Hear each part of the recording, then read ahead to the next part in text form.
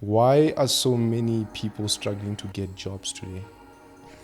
Guys, a degree doesn't guarantee you a job. Ultimately, it doesn't matter where you study. The goal is, can you make a living? So in school, hypothetically, they teach you that particular course. Yeah. But they don't teach you how to make money. Sure. And that's what separates the street smart guy and the person who's just obtaining a degree. So oftentimes as people, because we are desperate, we just want a job for the sake of getting a job. But we don't go back to the drawing board where we analyze ourselves and ask ourselves, what are my strengths? What are my weaknesses? So my point is, you gotta start small, bro. But if you wanna go with that narrative of, no, I've got a degree, I'm gonna work here, I will shame. So here tonight. So first question, man. Why are so many people struggling to get jobs today? There are a lot of things we are not taught in varsity. You know, varsity just teaches you the fundamentals, the principles of understanding the framework, understanding what your course is, and giving you that skill. Some things you must learn post-rati. So let's be practical. They're looking for a presenter. Yeah. SABC is looking for a presenter. Sure. You must have English as a competence Sure. level. You must be proficient in the English language. You must be able to speak to people. You must have confidence. You must have a following base, for Yeah. example. Because we are desperate, we are unemployed, we just want to submit our CVs. Do you meet the requirements, my brother? Can you stand in front of people and engage with people? Do you have the confidence? Are you able to articulate yourself in the manner? Because that's what it takes to be a TV presenter. Sure. Does it make sense? Yeah. So oftentimes as people, because we are desperate, we just want a job for the sake of getting a job. But we don't go back to the drawing board where we analyze ourselves and ask ourselves, what are my strengths? What are my weaknesses? Okay. This job requires someone who's articulate, who is confident, who can be able to speak in front of audience. I do have the communication degree that I got from University of Pretoria. Yeah. But I don't have the ability to articulate myself in front of the audience. Therefore, that's a restriction. Sure. And I, as an individual, I must acknowledge it first before someone's going to come in judgment and say, you know what, you're not right for this job. But unfortunately, we put ourselves in a situation where because we were desperate, we were looking for jobs like, this is a one-up pambil. Okay. It doesn't always work that way. Sure. And hence I'm saying, when I say position yourself, it means be street smart. You know, when I was in varsity, my brother, I studied zoology. Sure. At the time, they called it nature conservation. Right? It's the study of animals. Okay. My friends used to make fun of me, but this one's gonna work in a zoo, wada, you know. And I used to think to myself, flip, where am I gonna work and how much money am I gonna make if I want a certain lifestyle? When I was doing my first year, second year, I went to the postgraduate student to ask them, hey, chief, What's happening? where do you work? Yeah. Sure. How much are you earning? Sure. How does your lifestyle look like? Because that's where I'm going as well. Yeah. But in Telebuzo over Pambili. So I went to those people to see, hey, let me gauge these people. Where are they in life? Sure.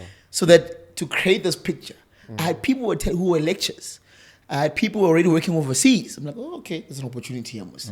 Therefore, I can pursue this career as well. And that's also you know, for the lack of a better word, there's a term called mentorship. That's where mentorship comes into place. You gotta find someone who's gonna draw or paint a picture for you so that you can be able to fall into that narrative. Okay. I one thing you said you must position yourself. So let's take the presenter again. Yeah. Say I have the drive, I know how to speak to people, but there's nothing CV wise that says I can do this. Then what? In terms of the qualification. Yes. Okay. Yes. Just repeat the question again. I have the competence Yeah. to be whatever is being Required. tasked. Well, not doctor and Yeah. those. Like let's say for like you say presenter. Correct. I have the competence of the English, skill. the Yeah. skill, but the CV doesn't qualify me. Yeah. Then what do I do? They don't qualify, bro, unfortunately. Ha. So in the industry, there are Yeah. terms they use competence. Meaning you must have minimum metric, you must have this, you must have that. If you don't tick the box, you don't tick the box. Unfortunately, that's the reality of Yeah.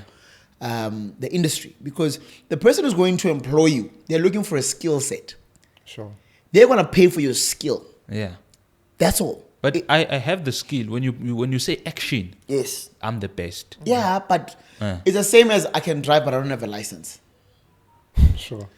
Yeah. A license regulates you to Yeah. drive. Whether you can drive or not is a different story. Sure. But we live in a world where there's order, law and order. There is competence level that we need to also meet.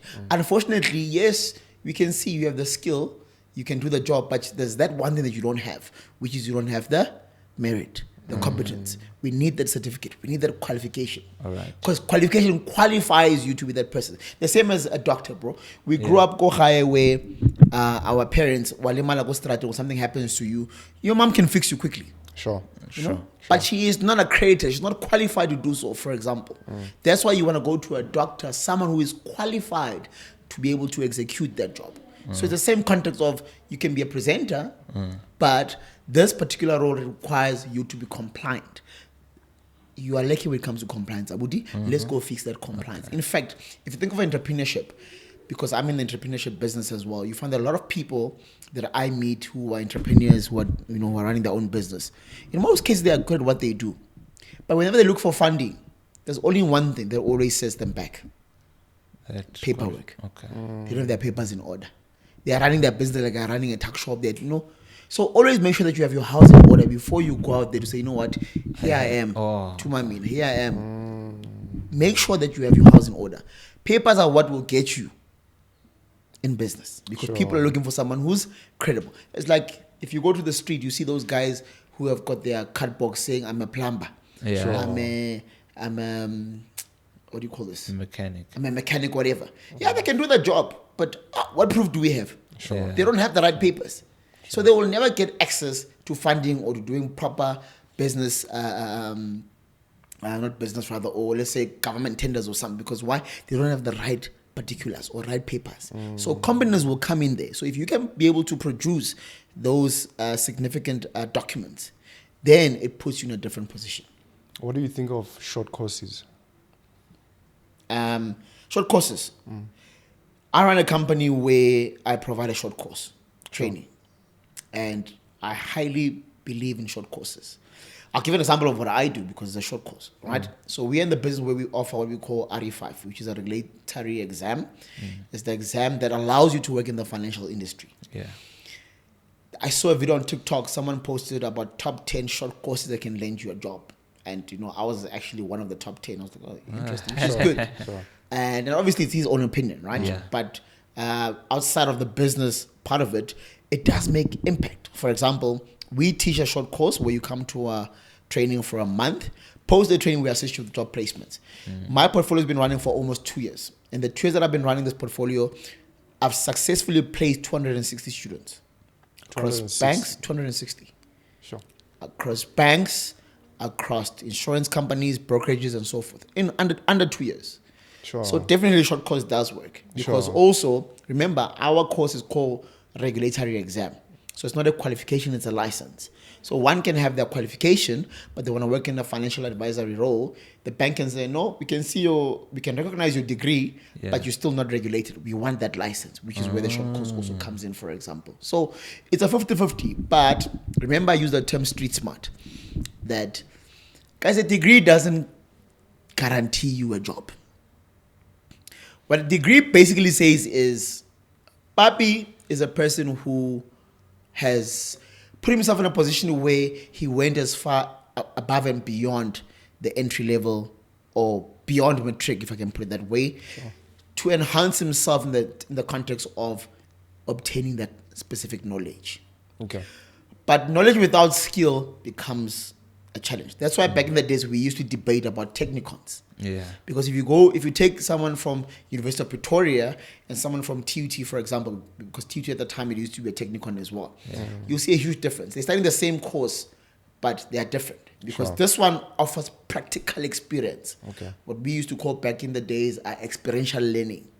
Where this one offers only full 3 years of theory. Yeah. So in your head, you have an idea how to drive a bus. Yeah. Sure. Yeah. But you've never driven a bus, bro. Then you have someone who actually, under the 3 years, he's experienced driving a bus for 12 months. Yeah. He's got a degree, he has a diploma. Yes, degree is more higher. It's more recognized than a diploma. We get that. But I have that experience that this one doesn't have. All he has is theory. And the person who has theory, is not easy for him to position himself in the real world. Because all he knows is, I only have my degree. I was given this degree. It's from University of Pretoria. It's a recognized institution. Sure. Now I'm from the street. I've been driving. Sure. If I can drive in Joburg, Yeah. CBD, Yeah. Sure. I can drive. Yeah. You've got your degree? Okay, let's go to Joburg. Let's see if you can drive. Sure. You can't. You see, it separates you from the average person. Hence, I'm saying sometimes you got to be street smart if you want to empower and elevate yourself in the industry. So it's a mindset thing where I have a degree and I automatically tell myself that I'm competent in that and I'm great at this when I'm not, when I don't have the experience. To some extent, my brother, because remember, especially in our society, we come from an environment where we were taught that finish high school, go to varsity, get your degree, get married, and settle. That is the norm, right? That's what we are chasing. Sure. But ultimately, we all have one thing in common. Irregardless what institution you study in, we just want money. Sure. The question is, how do you make money? So ultimately, it doesn't matter where you study. The goal is, can you make a living? So in school, hypothetically, they teach you that particular course, Yeah. but they don't teach you how to make money. Sure. And that's what separates the street smart guy and the person who's just obtaining a degree. But it's good to have both. Sure. Like me, I've got a degree and I also have street smart. So you gotta be able to have both, because when you have both, you are able then to climb what we call the corporate ladder. Sure. Because at least you know how to maneuver. But if you don't have that, unfortunately, my brother, you're gonna be sitting at home with your degree. There are no jobs. I had a lady in my class, I won't mention her name. She was a lady. She's got an MBA. I was so upset with her. Like, how are you unemployed and you have an MBA? Sure. What were they teaching in your business school? How can you not make money and you have an MBA? Like, make that make sense to me. Sure. So to me, it was making me upset because I felt like, yes, you see, sometimes you end up pursuing these careers and getting these qualifications, but you can't do the basic thing. Sure. Make ends meet. That's all. That's what we want ultimately. What about starting small? What do you mean by starting small? Starting small is like many, and I'm sorry to say this, many degree holders. Yeah. They want the High earnings. The high earning Okay, I jobs. see where you're going with this, Yes. So, again, the society that we come from, I live by a simple principle. You need to be uncomfortable to be comfortable. I'm sure you've heard me say that oftentimes. Countless, yeah. And what that means to me is, there's a saying as well, be small enough, long enough, so you can be big soon enough. Right? I used to be a waiter, bro. Even when I had my degree. Sure. But I used to be confident about being a waiter because I used to say to myself, I'm not just an ordinary waiter. Yeah. I was a waiter in Burj Khalifa in Dubai, Oh, one of the okay. tallest hotels in the Yeah. world. So I was not just an ordinary waiter. I was making almost 6 figures when I was making like serious hours. In Dubai, you earn in dirhams. In Dubai, you make, it's tax free. Yeah. So I used to work 16-hour shifts, 70-hour shifts some days, Plus tips. plus tips. Sure. It's free food, free accommodation. Eish. I was killing it. I used to work in a cruise as a waiter at some point in my career. I was killing it. Yeah. But I was beating the odds of, I've got a degree, I'm not going to do that job. Baba. You have to be uncomfortable to be comfortable. Because what does it teach you? There's a call center here in Randburg. I won't mention the name. It's the worst call center you can work in. But you need to work in that call center if you want to grow your portfolio. Because that call center is going to teach you, you got to be thick-skinned. Okay. It's going to teach you life because they make you stand the whole entire day calling clients. They give you 30 minutes break. Bro, it's the worst. You work from 7:30 until 7 o'clock in the evening. They will know. But you need that. Yeah. Because when I look back, I'm like, yeah, flip. Was I actually working there? But look where I am now. When I look at myself, I'm like, yo, I had to be uncomfortable to be comfortable. Sure. So that company put me in the most uncomfortable position in my life. Because you see these pre-hands, you're a guy, you want to ask them out, but you're like, ish, you are limited because you're only getting 2,500 basic salary. Sure. Yeah. Which guy are you going to go take out with the 2.5 basic salary? So it pushes you to go work hard. So my point is, you got to start small, bro. But if you want to go with that narrative of, no, I've got a degree, I'm not going to work here, I will shame. So she had deny. But what if the salary is small, but it's not meant to be small? Yeah. So I like saying to my friends, I have money, but I don't have money. Okay. So question is, what does that mean? Mm. I have money, but I don't have money. My brother, I can be in a room full of people that I know here that at least we've got a bar, $1 million. Sure. And how do I know that? I know your worth. I know your worth. I know your worth. Right? Worst case scenario, if there was an emergency right now, I know these guys, they can pop out their money. The question is value. What will constitute for these guys? That's what. Okay, I get you. Now, you are working in an environment where you feel it's uncomfortable and whatever. But who's working there? Is there no head of HR there? Is there no manager in that business? Is there no team leader, no supervisor? These are the people that you can network yourself. You can position yourself and align yourself with these people. But- Yes, I'm earning less money, but me knowing that Tabo is my manager, Yeah. Tabo can get me to a different job outside of this company that I don't want to work in, for example. But- That's networking. That's how you position yourself. But sometimes Tabo feels like you are coming for his job. It when doesn't you- matter, but you gotta be strategic. You gotta find ways to position yourself without letting Tabo know that you want to take his job. How? I'll give you a perfect example. I used to be an agent many years ago. Yeah. When I applied for a particular role, I didn't apply as an agent. Yeah, I guess I lied at the time because I was young. I applied as a team leader. Yeah. I wasn't a team leader, but I knew how to do team leader role Yeah. at the time. Right? Sure. At a strategic level, I knew how to do it. They used to call us 2IC. So a 2IC is a person who, in the absence of the manager, you can act as a manager. But contractually, you're not a manager. Yeah. You are still a agent. But you can do the 2IC role. So the example I was giving is, my brother, you may not have something with you on hand, but you have the access to people who can assist you. Right? You see on LinkedIn the opportunities. They're looking for a team leader, or they're looking for, let's say they're looking for a team leader.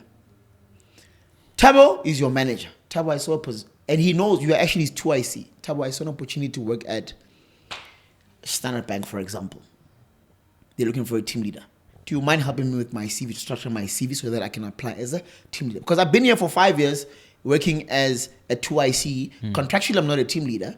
But this company can give me an opportunity for me to be a team leader. Because sometimes your growth is not here in this company. Sure. Your growth can be in Elsewhere. another business. But if you only see that I'm only getting $2,000, that's what I'm getting, but you're not realizing who you are in this room. Last year, I got invited to speak at a men's conference, and I like sharing this with my students. My brother, the people that were in the panel, I won't mention their names. There was a guy who was a CEO. One of the guys, an actor that I spoke just after him when he spoke before me. Other one was a CFO. The other one was this. The other one was that. I was introduced as a influencer. Bro, I got offended, but Yeah. I didn't tell Yeah. the organizers. But I was like, yes, I'm the influencer, and everyone else is like big. But The excess. conversely was, Papi, look around you. You're on the panel with the CFO of this company.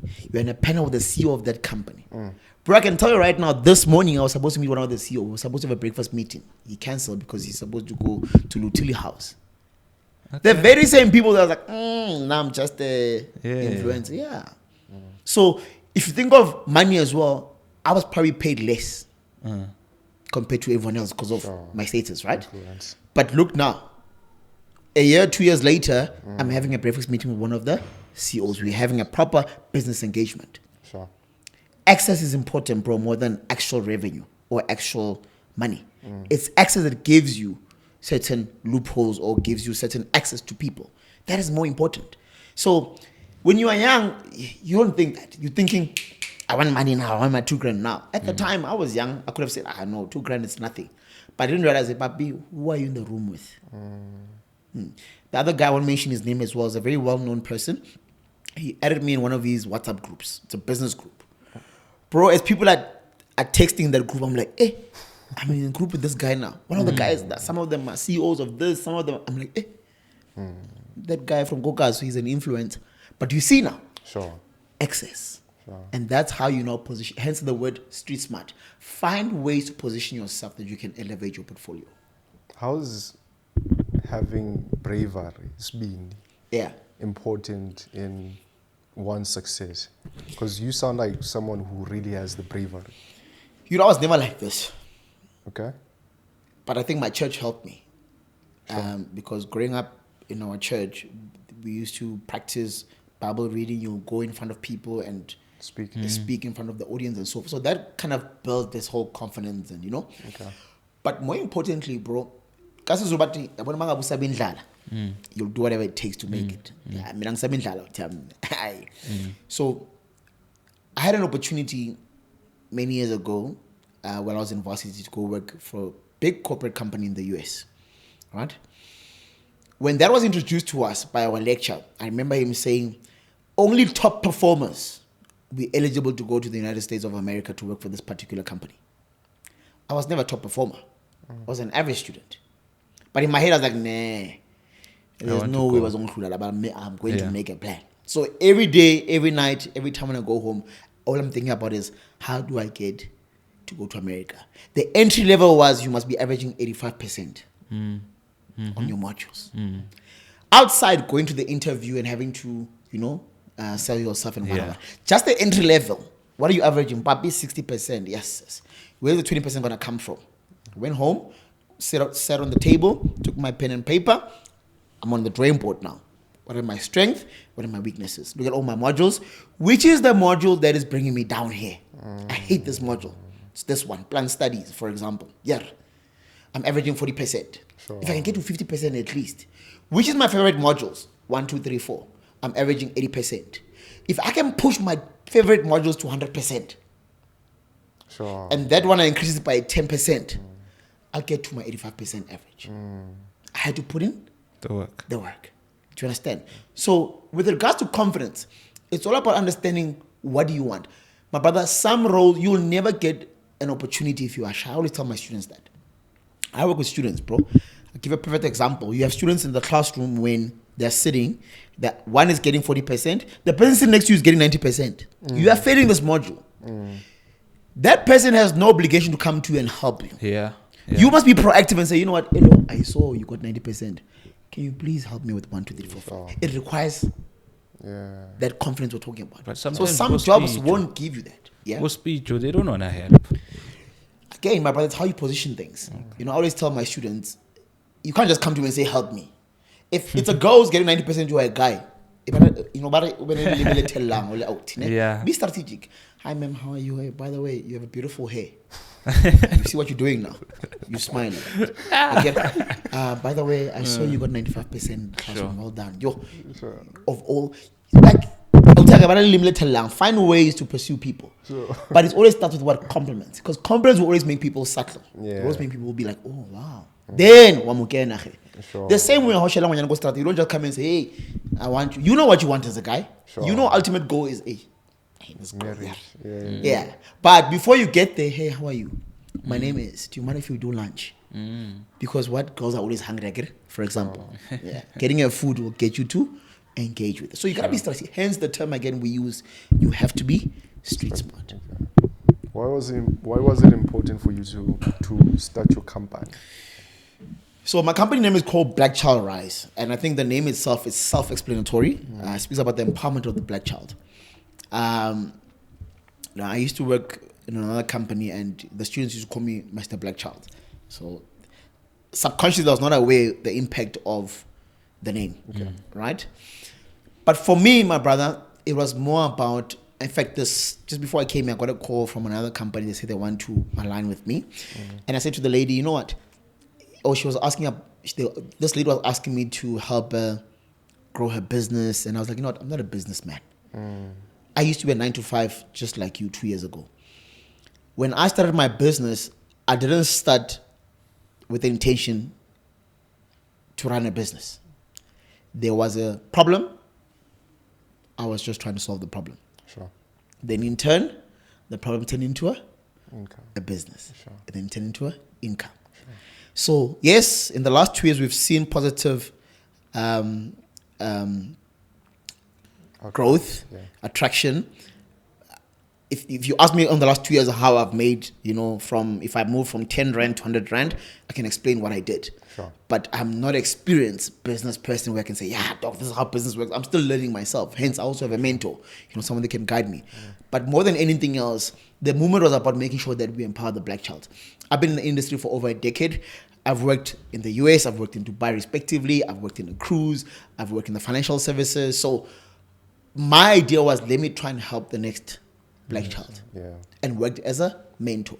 But while doing it, it then turned into a business revenue, or into a business model. And that's how Black Child was also formed. You see, every time when I speak, and the first thing I said earlier on when I responded to your question, I said, another Black Child umbrella, we're still on about 260 jobs. That's the number that I know. Sure. But you ask me how much I've made in 2 years, I wouldn't know. I might have an idea, but I wouldn't tell you the exact figure. Sure. But the most important thing to me right now is the jobs that we have successfully have placed in the industry. I know almost all the students that I've assisted. I know exactly where they're working. I even know how much salaries they're getting. That's the most important thing. And if you ask me about a business model, to me it's simple. Create a value proposition, you'll get your money in return. They always say, take care of your people, the universe will take care of you. To me, that's my narrative. And I'm seeing it work. Because I don't have to worry a lot about making money. I just have to worry about, I need to get this guy a job. But I know if I get this guy a job, the money always follows. Sure. And it's been following, my brother. You see my skin?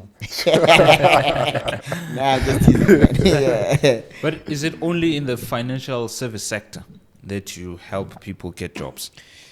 At this point, yes, that's our main portfolio. Reason being, that's the background that I have. Okay. So what I've done as a Black Child company, and now I'm giving away our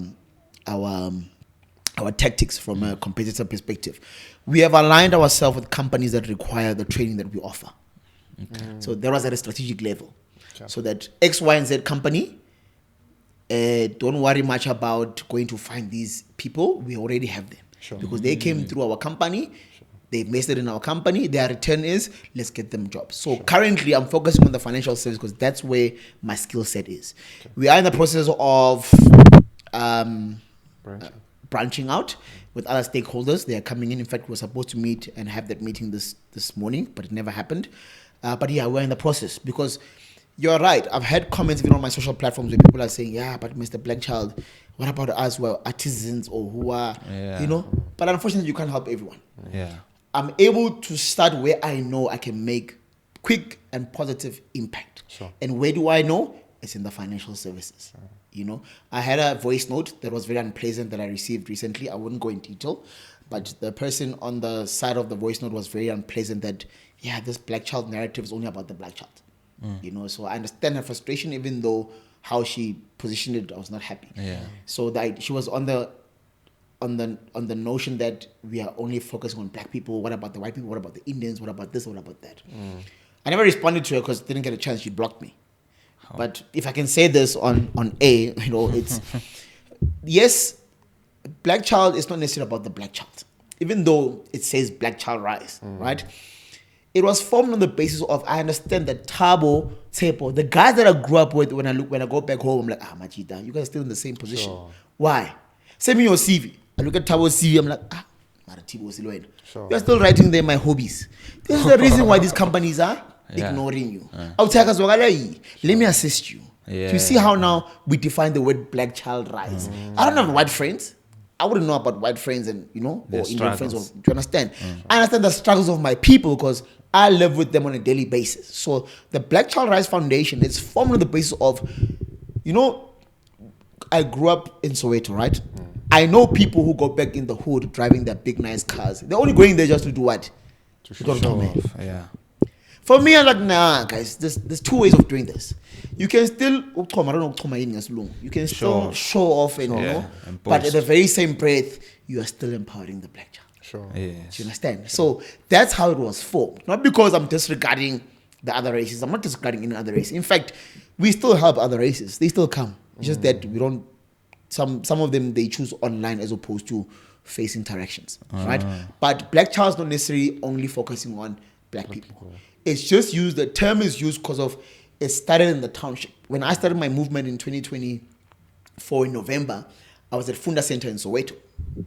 I said, guys, I want to be an advocate and a representative of Soweto Township because that's where I grew up.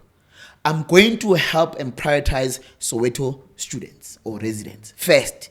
Before I go to Mpumalanga or I go to Fosloras, those are not my hoods. I'm from Elukshin, Soweto.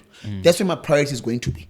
But we're still going to broaden our portfolio. Then we can go assist Tembisa and so forth and so forth. But the initiative was, I want to be the representative of Soweto, and that's where it started. Now we've got branches across the country now. We've moved. We've got a branch now in Durban. We just started recently. We've got a branch in Rustenburg. We are in Pretoria now, Midrand, Boksburg, Soweto. So we are moving, but obviously it's still a new portfolio. We are still gradually, making progress. Yeah, that's why I asked that question on the CV looking good. Yeah. Because my hobbies, myself in the CV. And then it limits you because it's like, It's But- very important. Which is good because, a good question rather. And actually that's why I said, in varsity they don't teach you how to write a CV. Yeah, Do yeah. you understand? Yeah. They teach you the syllabus on the context of what you are studying. Sure. You get your degree, then it's bye-bye. All right? Nobody teaches you how to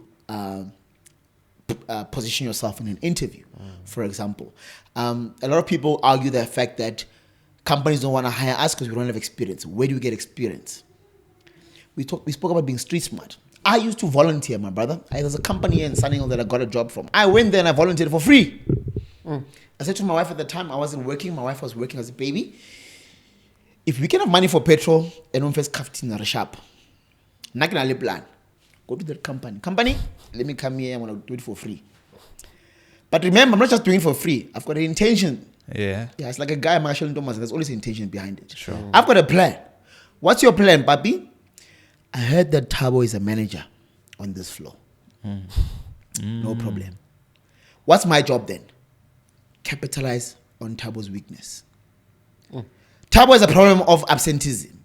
Mondays, Palazo figure late, he doesn't come to work. I'm always at work on Monday. Sure. Tabo's averaging 5 sales a day, for example. I'm going to push for 10. Thabo by 4 o'clock or 5 o'clock, when the shift is off, he's the first one to leave at 5 o'clock. I stayed till 7 o'clock. So the CEO or the managers later, when they leave, they can see, this guy, he's serious most. So what does that tell the business? He's doing less, he's on our payroll. He's doing more, we're not paying him. Do the math. I'm basically trying to push Thabo out of the business. Because I knew the company will say, because when I went to the company, they said, no, we don't have the capacity to employ you because we already have people. Thabo. But here I am, I'm going to do more than what Thabo is doing. Because Thabo, you are paying him 100 rand every month, he's not doing nothing. Sure. I'm doing it for free, and I'm doing more than Thabo. Sure. Do your math. Okay. That's called being street smart. You're not taught that in varsity. But if you understand people, the dynamics of people and industry as general, and you also have a goal and ambition to where you want to achieve, my brother, you can achieve anything in life. You just have to be strategic. It's like, practical example. Both of you guys see a girl right now. He drives an M4, you have no car. Either you're going to still pursue the girl, or you're going to give up and say, you know what, the girl wants an M4. A guy like me, I'll never step back, bro. I'll still go for the girl. But I'll find a way to capitalize on The M4. the guy who has an M4. Okay. Generally speaking, in my head, this is what's going to be going in my head. This one is arrogant. He drives an M4, it's a 2 million car. That girl probably wants a guy who has attention. You know, the only thing I don't have is the revenues, the money. But this one is going to be cocky. Yeah, I can get any girl I want. So now I'm going to go with the approach of being subtle. Hey, how are you, mama? Be respectful. Give her time. This one doesn't have time because every other girl's waiting to be in that M4. That's called being street smart. Yeah. So I said earlier, understand your strength, understand your weakness. If you can know that, generally in life, my brother, you'll always be in a better position to capitalize on other people. Sure. Because you've identified, and also don't be afraid to identify your own weakness as a person. Let me have weaknesses. Yeah. I mean, I always compare myself to Vusi Tembe. Why? Sure. But I know very well that guy is way farther than me. But in my head, I'm like, nah, there's something that this guy doesn't have that I can capitalize on.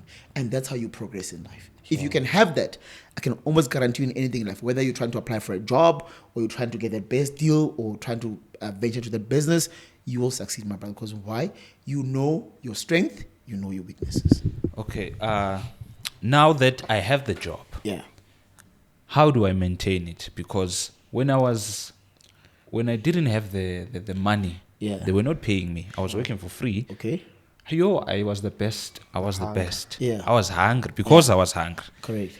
And then once I got the job, signed the contract, whatever amount that they're gonna offer me, Yeah. I start now to lay relax. back and Yeah. relax.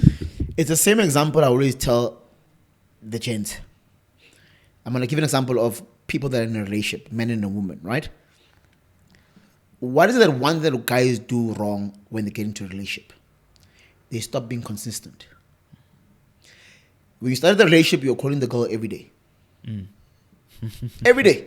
2 hours on the phone. Yeah. Then it starts doing this. You're not realizing it because you're projecting a character that's not who you are. Yeah. But the person who's receiving is starting to recognize, nah, man, things are changing here. Right? There's a book called, I know the guy's very controversial, it's by Donald Trump. It's called Think Big. It's a book that I'm currently reading right now. And that book gives you an indication of how Trump started his businesses and how he was maneuvering and so forth. But there's one statement in that book that talks about the power of discipline over motivation. Before you got the job, you were motivated because of hunger. Yeah. It was pushing you. I need to get this job. I need to get this job. I need to do this. I need to do that. You get the job. It's like a saying, bro. Yeah. Those who are unemployed are praying to get a job. Those who are working, this company. Yeah, now they no longer appreciating this. And we're not saying people must be abused. Sure. But when you look at the dynamics, it's the person who's inside, they don't really care now. They just graduate. That's why they can come to work at 8 o'clock or 8:30 because now they already got the job. But when they were looking for a job, 7:30. they were there 7:30. You know, they were wearing a suit. You understand? Yeah. So, discipline over motivation. You have to stay disciplined, even when you know it's like gym. I go to gym and it says even when you don't feel like doing it, do it anyway, because that's what we define as discipline. What can people look forward to when it comes to you and the company? Hey, my brother, you know, I read a lot of books lately, man, and it's quite weird because I never was that guy. But beyond that, there's a guy on TikTok. I don't know. I forgot his name. He's a white guy. He likes going around and asking business owners how they made their first 10 million. He's a guy in America. He's based in the US. You know, he interviews these billionaires and so forth, right? School of Hard Knocks. Yeah, I don't know. I just see his videos. Yeah. When you start a portfolio, the goal was to make a difference, and it still is. There's a lot that's happening in our country right now. You know, I've seen with this whole Matlanga Commission, SIU, and people frauding the government, and tenders, irregularities, and all that stuff that's happening around us. And I said to my wife the other day, babe, you know what? I'm content financially. I don't have any financial problems. I'm very content. And I said to her, I've never pictured myself driving a Ferrari or living in a penthouse with 100 million. Like, I never thought that far. Not that I'm not ambitious, but for me, it was like, I just want to have a nice house, you know, somewhere in Midrand, Beautiful woman. waterfall, and maybe get myself a Ford Raptor. Maybe my wife drives an X6, and that's okay, dog. Like, that's as far as, and maybe have a little kid running around there. I'm okay. But they say money is the root of all evil, right? The love. Love of money. Love of money, rather, is the root of all evil. For me, growing my portfolio with regards to generating as much revenue as I can, it's all in the context of if I can buy my mom a house, buy my dad a house, buy my brother this, people that are my immediate families, then I've made it. So my growth right now sits where, what can I do now for the people that are supporting me or that I love? I'm at that point right now. I've reached a point where I feel like not. I'm content with what I have. Got my beautiful wife. Dog, my wife is beautiful. You know, if I can grow my family, have my nice house there and then get sharp. You know, but beyond that, if we can reach numbers, because remember, our objective is to mitigate or to combat unemployment. Unemployment rate is sitting at about 38% in South Africa, 56% of which are the ages between the 20 and about 30. So that's what we call youth unemployment rate. Sure. My objective as a Black Child founder is to make sure that we combat that. So no matter how much money we make, as long as our numbers are increasing of employment, my brother, I can go to Dubai right now and post and say things and say, yeah, hey, we're making money, whatever I want to say. But I know that I'm clean. I'm not doing any illegal activities. SARS is not after me. I'm not doing any funny things. But at the very same breath, I'm making money, but I'm also empowering the Black child. Then I'm happy.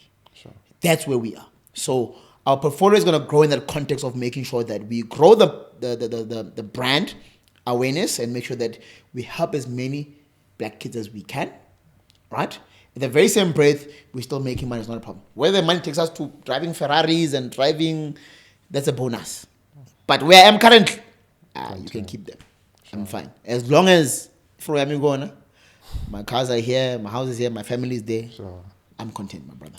100%. Mr. Papi, thank you so much, man, for coming and sharing the insights with us. As he normally says, The golden nuggets. the golden nuggets. Yeah. So, yeah, man. Hopefully you come back for another episode. Yeah. And, yeah, we really enjoyed. No, I appreciate it, gents. It's been a pleasure. Oh, yeah. Thank you so 100%. much, man. Thank you, G. Sure.